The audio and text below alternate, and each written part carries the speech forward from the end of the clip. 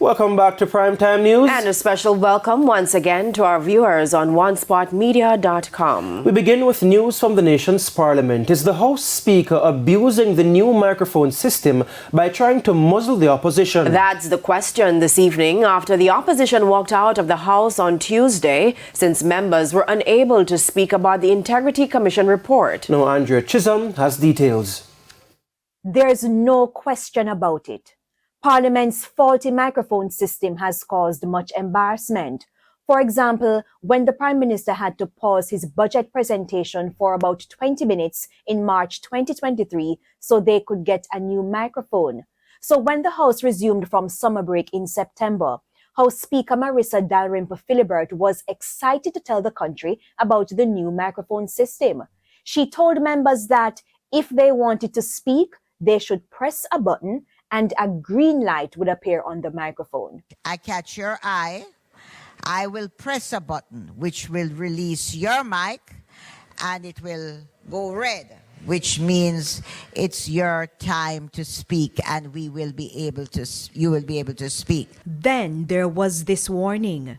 If you have spoken enough and you're not to speak anymore, the speaker has the authority. There's a little button here that I will press and you will find there is no more voice for you. And the Speaker did use her microphone privileges after the Integrity Commission report and ruling were tabled, outlining that the Speaker should be charged for making a false statement in her statutory declarations. She went on to explain that the report was being sent to 2 parliamentary committees. Opposition leader Mark Golding pressed his microphone to respond. Do you have a point of order? I have a question for you, No, arising from what you just said. Member, whenever a matter comes before this House and is referred to a committee, there is no debate on the matter. Golding remained on his feet, waiting for his mic to turn red so he could speak. But it appears the Speaker did not release it. He stood and listened. Delroy Chuck, who was acting House Leader, got his chance. Leader of the Opposition, you rose to ask a question based on what the Speaker said. The Speaker's position is very clear. Not satisfied with the outcome, Opposition MP Julian Robinson also pressed his button. There was no red light on the microphone. Can you just take your seat for a moment? The House Speaker reiterated there would be no debate on the matter.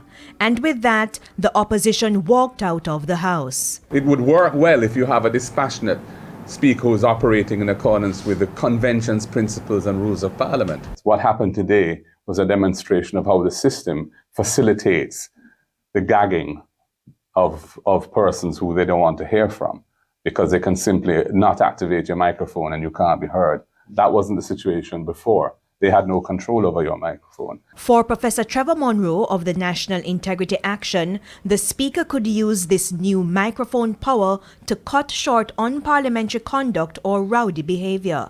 But you don't want to go to the extreme, which is what apparently happened yesterday, where you don't have a chance even to hear what it is that the Member of Parliament, in this case the Leader of the Opposition, was going to say, and determine that he should not say it. How do you know what was intended?